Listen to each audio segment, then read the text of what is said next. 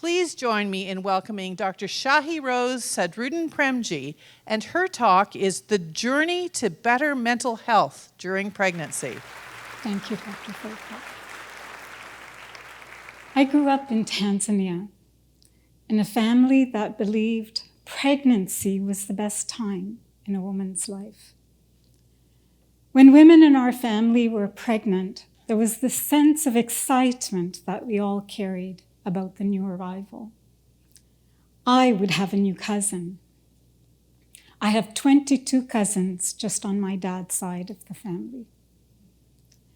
My dadima, my paternal grandmother, would cook special meals and treats for the expecting women to make sure that they were strong and had a healthy pregnancy and birth.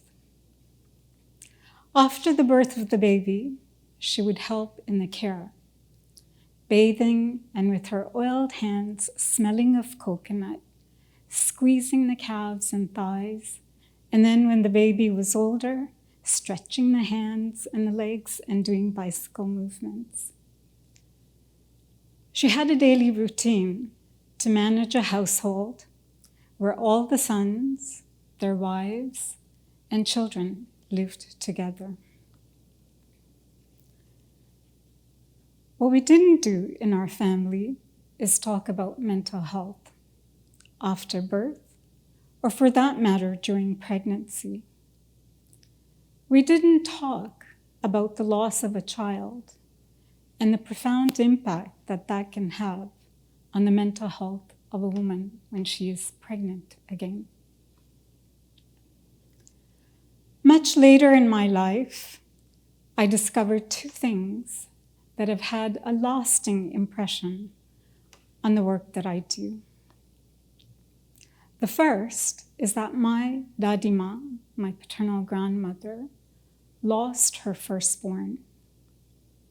My uncle, then in his 60s, who we thought was our ada, or the oldest in the household, was not the firstborn. She, nor anyone else in the family, ever talked about this. The second, when my mom was pregnant with me, she was very unwell, as she was concerned about how the pregnancy would progress. You see, I have an older sister who was born 8 weeks early in 1960 in Tanzania. She was only 2 pounds, 8 ounces at birth and was cared for in an incubator with cotton covering her entire body rather than clothing. She was fed with the cotton soaked in milk and then pressed at her lips to release the milk 1 drop at a time while she struggled to feed. In fact, the doctors ordered a special dropper from Nairobi to feed her, as this is something that they didn't have in the hospital at that time. My sister remained in the hospital for about a month.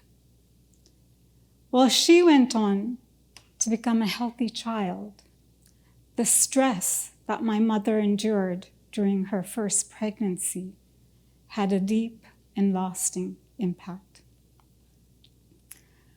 Tonight, I'm going to talk about mental health during pregnancy. But before I do that, I want to explain that when I use the terms mother or woman, I use it as a biological state of pregnancy. And it is intended to be inclusive of all people, appreciating the gender diverse nature of people. Every year, there are 213 million pregnancies. Half of these pregnancies are unintended. The majority of these pregnancies, or 190 million of these pregnancies, occur in countries where having a baby is risky because of poor birth outcomes for both the mother and the child. My name is Shahirose Sadrudin Premji. I am proud to be the Sally Smith Chair in Nursing at Queen's University in Kingston, Ontario, so named after the wife of our generous donor, Mr. Britt Smith. I'm a registered nurse, and I worked as a neonatal nurse practitioner for over 17 years. I joined Queen's University just over a year and a little bit ago, as this role provides me the opportunity to spend the majority of my time doing research. We are more inclined to hear about, speak about, and study postpartum depression, that is, depression after a baby is born. I study the mental health and well-being of women that are expecting, that is, during pregnancy. Did you know that 1 in 3 pregnant women will experience prolonged feelings of worries, fears, and changes in mood worldwide? That is, 71 million pregnant women around the world at a time when society expects them to be the happiest. So many women experience anxiety and depression during their pregnancy. And worse, they suffer in silence. Unrecognized and untreated mental health conditions during pregnancy increases the risk of medical conditions like diabetes and high blood pressure during pregnancy and preterm birth. It also makes women more prone to experiencing postpartum depression, and it can impact the overall health of the mother and the child. Now I'm going to take you on a journey from Tanzania to Pakistan to Kingston, Ontario, here in Canada. And as we take this journey together around the world, I will tell you about the 3 things that I believe we need to do to improve the mental well-being of the 71 million pregnant women who experience depression and/or anxiety. The first is we need to break the silence. In 2000, I visited Tanzania to teach neonatal care at a local hospital in Dar es Salaam. As the plane started to land, I could see the city where I was born and lived in until I was 7 years old. As my cousin drove me around the city and I looked out the window, there was a sense of familiarity. It was exciting to have my childhood memories. As I began to work in the hospital, I was struck by the pregnant women coming in. I could see the stress in their physical presence. They carried the weight of the world. There were women who were living with malaria during their pregnancy. Women who had preterm babies who died.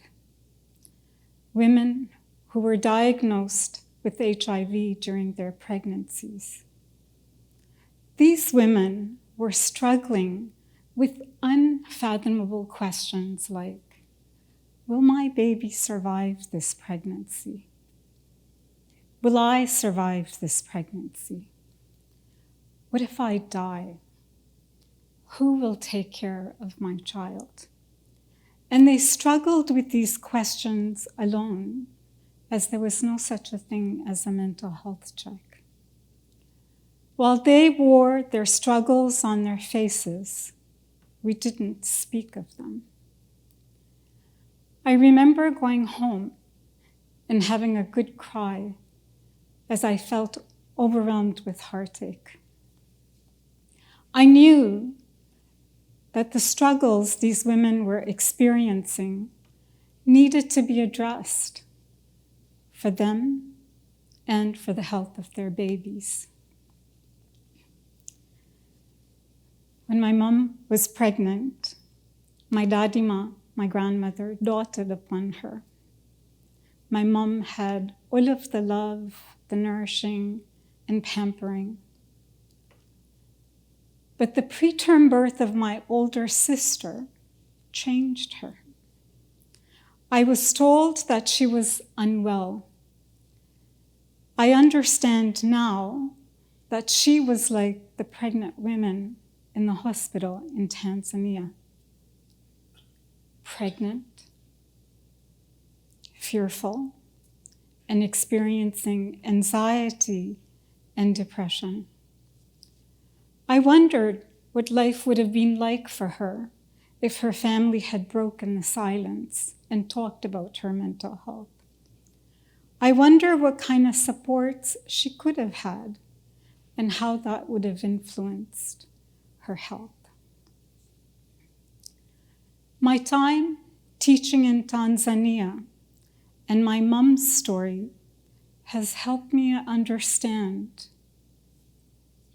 that preterm birth and the loss of a child can have a significant impact on a woman when they are pregnant again. I began to understand the connection between depression and anxiety during pregnancy and overall health. And I began to appreciate the courage that we need to talk about it. Which brings me to my second point. We need to have targeted interventions to support the mental health of pregnant women who are experiencing depression and anxiety. Women's life, their level of education,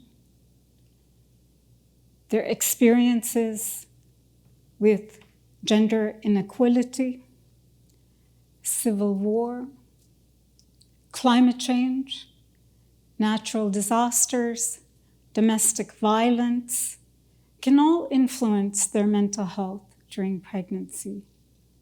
But the impact is not the same for every woman. In Pakistan, I watched pregnant women walk long distances, sometimes with a child, to come and wait for hours to be seen by a healthcare provider for their pregnancy check. The heat was exhausting, the air musty, and the smell of sweat and pollution all around. But there was always a large gathering of women waiting to be seen for cure. I could see the strain from the harsh environment on their faces and exhaustion in the movements.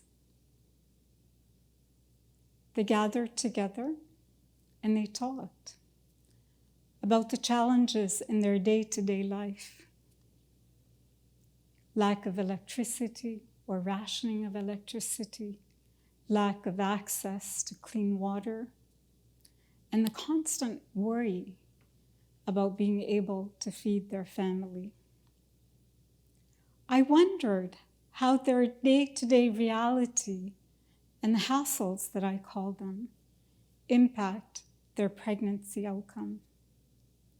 But I began to appreciate that not all women who have adversity in life will go on to experience mental health conditions during their pregnancy. Since my time in Pakistan, over the last 15 years, my team and I have been trying to understand why and how pregnant women who are exposed to the same levels of stress and hardship will have very different mental health conditions during pregnancy. And in some instances, different risk factors lead to the same trajectory of depression for some women. As part of this work, we have created the first ever Pakistani pregnancy birth cohort. We followed over 1,800 pregnant women over the course of their pregnancy to understand the relationship between psychological, sociocultural, behavioral, environmental, and biological factors to understand what types of stress matters and for whom. Our early results tell us that there is an interplay between women's circumstances, their biology, and their psychological health. But it's very complex. No two women are alike. Our next step is to use our data to identify targeted solutions. What I mean by that, or think about it as targeted medicine. By using artificial intelligence with our data, we hope to identify specific types of interventions that will be effective in managing depression and anxiety based on the woman's predicted course of depression, their circumstances, and their genetics or epigenetics. This targeted approach is what we need to ensure that mothers and babies will have an optimal chance of survival and good health. This brings me to my third point. We need to have a national strategy for perinatal mental health. My mom's story, and that of women in low and middle income countries, is not exceptional nor rare. Pregnant women around the world experience conditions that increases their chances of mental health during pregnancy. In Canada, rates of mental health conditions among marginalized, Indigenous, and immigrant populations are actually comparable to the high rates that we see in low and middle income countries. Canada does not have a national strategy for perinatal mental health, and we need one. This strategy needs to begin by bringing healthcare providers together, like doctors, nurses, social workers, occupational therapists, to train together and to work collaboratively to manage perinatal mental health. It needs to have a national policy that ensures that pregnant women get regular mental health checks over the course of their pregnancy from every care provider. And when a mental health condition is identified, resources need to be easily accessible to them. At the same time, we need to have openness within our families and communities to talk about mental health. This we can do now, all of us. As I said, we need to break the silence. We need targeted interventions, and we need a national strategy for perinatal mental health. In Kingston, we have begun this work. We have a phenomenal interdisciplinary team representing public health, community care, specialized mental health care, academic researchers, and policy decision makers working together to do a comprehensive needs assessment of community services and resources that are available for perinatal mental health. We will draw on the voices of the pregnant women and their families. Our ultimate goal is to create a center of excellence in perinatal mental health right here in Kingston. For our community and our society to thrive, we need to take care of our pregnant people, just as my grandmother did. When there were women in our family that were pregnant, she surrounded them with love, care, and support. But we also need to provide opportunities for pregnant women to talk about their mental health and get help. Let's work together to provide special care to pregnant women that includes openness and empathy, where they may begin their journey to better mental health. Thank you.